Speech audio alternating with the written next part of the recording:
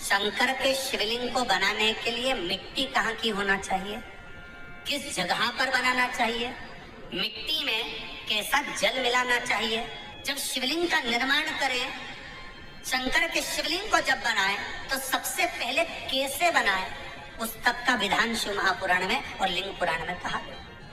क्यारे की मिट्टी, क्यारे की मिट्टी मतलब जिस मिट्टी पर कोई गंदगी ना करी गई हो, ऐसी जगह की मिट्टी को लेकर जाए और मिट्टी को लाने के बाद थोड़ा पानी का सींचन कर दें, अर्थात घर में लाएं तो उससे पहले मिट्टी को पवित्र करें। अपने घर में गंगा जल रखा हो, यमुना जल रखा हो, सरयू जी का जल रखा हो, उससे मिट्टी का सींचन कर दें। मान लो अगर ये जल नहीं भी है तो जल के अंदर थोड़ा सा इत्र डालकर मिट्टी का सींचन करें।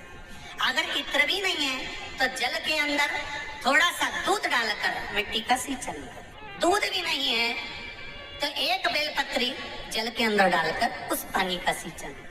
बेलपत्र भी नहीं है, पीपल का पत्ता डालकर उसका सींचन कर दे। और मिट्टी पर घर में लाते से ये नहीं कि मिट्टी आज लाए और तुमको शिवलिंग कल बनाना है तो मिट्टी अगर एक दिन पहले लाए हो, 2 दिन पहले लाए हो, 4 दिन पहले लाए हो तो उसी दिन जल का सींचन होना चाहिए। ये नहीं कि जिस दिन बनाएंगे उस दिन सींचन होगा। मिट्टी पर पानी का छींटा, सींचन भले ज्यादा मत डालो पर छींटा तो उस दिन लगा देना चाहिए जिस दिन घर में मिट्टी लेकर आए हो। जिस दिन फिर भले तुम शिवलिंग 15 दिन बाद बनाओ, 8 दिन बाद बनाओ, 10 दिन बाद बनाओ, 3 दिन बाद बनाओ। अगर आपने पानी का छींटा नहीं दिया है और आपने डायरेक्ट मिट्टी को गला दिया और उसके बाद बनाया तो उसका कोई प्रमाण नहीं। प्रातः में अगर आप शिवलिंग बना रहे हैं तो ब्रह्म मुहूर्त में मिट्टी को गला दो। किस पानी से गलाना है उसका भी प्रमाण, उसका भी शास्त्र वर्णन करा। किस जल से गलाया जाए, शिव महापुराण की कथा कहती है।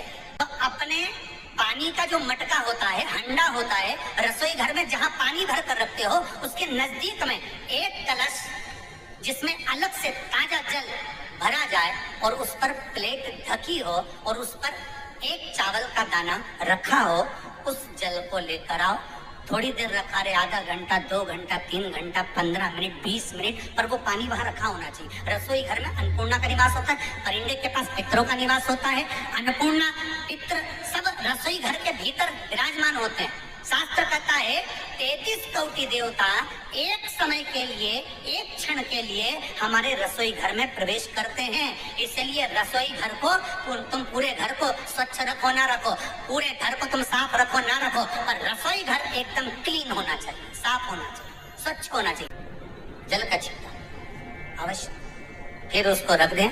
15 दिन बाद बनाओ, 4 दिन बाद बनाओ, 3 दिन बाद बनाओ, 2 दिन बाद बनाओ। शिवलिंग जब बनाओ तब उस मिट्टी को, जो कलश आपने रसोई घर में रखा है चावल का दाना रखकर प्लेट के ऊपर, अर्थात उस कलश का जल उस मिट्टी में थोड़ा सा डालिए। क्यों डाला जाता है उसका भी भाव वर्णन किया है।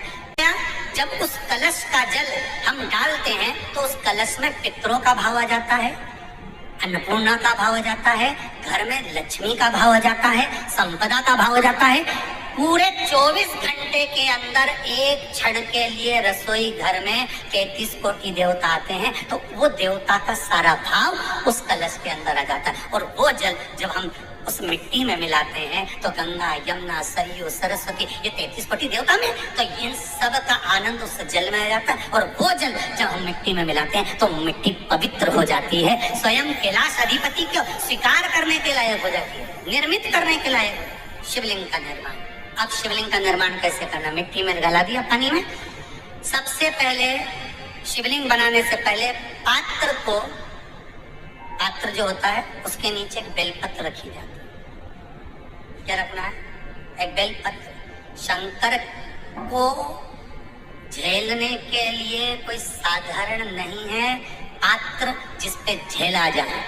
स्वयं गंगा शिव की जटा में और आप शंकर के शिवलिंग का निर्माण कर रहे हो, कोई साधारण नहीं हो सकता। बस एक बेलपत्र, साधारण भाव में, बेलपत्र भी सीधा भाग। और इस बेलपत्र की जो डंडी है वो उत्तर दिशा में रखना है थाली के अंतर्गत जब आप शिवलिंग का निर्माण करें। उत्तर। इसके ऊपर जो गलाई हुई मिट्टी है वो डाल दीजिए और डालने के बाद सबसे पहले शिवलिंग का स्वरूप बनाना है। सबसे पहले नीचे की जलाधारी नहीं बनाना। क्या बनाना है? शिवलिंग का स्वरूप बनाना। बनाने के बाद उसी शिवलिंग के पास में और मिट्टी डाल लीजिए। फिर जलाधारी का निर्माण। वापिस निर्माण को, शिवलिंग के निर्माण को मिट्टी लाए, स्वच्छ जगह की, जल का छींटा दिया, रखा। जब शिवलिंग बनाया तो एक कलश पानी पहले से 2 घंटा, आधा घंटा, 15 मिनट, 20 मिनट पहले उसको रख दिया। उसी पानी से उसको गीला करा। गीला करने के बाद उसका निर्माण सबसे पहले बेलपत्री, बेलपत्री के ऊपर मिट्टी, मिट्टी के ऊपर रखकर शिवलिंग का निर्माण, फिर जलाधारी का निर्माण और शिवलिंग का निर्माण पूर्ण होने के बाद में फिर बाबा का सुंदर भाव से श्रृंगार करें, अभिषेक करें, पूजन करें। और एक बात याद रखना, पार्थिव शिवलिंग का अगर निर्माण करा है तो आपको वो पार्थिव शिवलिंग को रात्रि होने से पहले विसर्जन होना जरूरी है। हाँ, अगर कोई शिवरात्रि का दिन है तो फिर आप पूरी रात रख सकते हो। हरतालिका तीज का दिन है, पूरी रात रख सकते हो। बड़ी तीज है, छोटी तीज है, आप शिवलिंग बनाए हो तो आप पूरी रात रख सकते हो। विशेष कोई उत्सव है, श्रावण का महीना है, पूरी रात रख सकते हो। पर बाकी के समय अगर आप शिवलिंग का निर्माण करें तो उसको सूर्यास्त होने के पहले आप उसको नदी में, जल में, जलाशय में विसर्जन करते समय जब आप विसर्जन करें पानी में अपने पात्र को, शिवलिंग को जब छोड़ें, उस समय पर ध्यान दीजिएगा कि शिवलिंग की जो जल की धार है, जिसका उत्तर की ओर जो जल की धार होती है, विसर्जन करते समय वो जल की धार अर्थात वो उत्तर का भाग हमारी ओर होना चाहिए और थाली इस तरह से पकड़ें कि वो भाग हमको जब डालें तो वो भाग हमको दिखे, थोड़ा सा नजर आए पानी में डालते समय। और जब वो थोड़ा भाग दिखता रहे और जिसलिए आपने शिवलिंग बनाया, जिस कामना से आपने शिवलिंग बनाया है, वो कामना उस भाग को पानी में देखते देखते बोल दीजिए, वो कामना पूर्ण हो जाती है। इसको कहते हैं पार्थिव शिवलिंग का निर्माण करना और उसकी आराधना।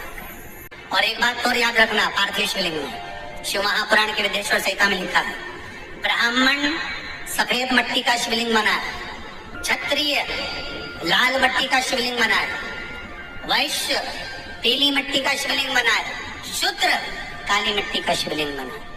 जब जिस वर्ण के हो उस हिसाब से शिवलिंग बनाओगे तो शंकर जल्दी कृपा करेगा, जल्दी।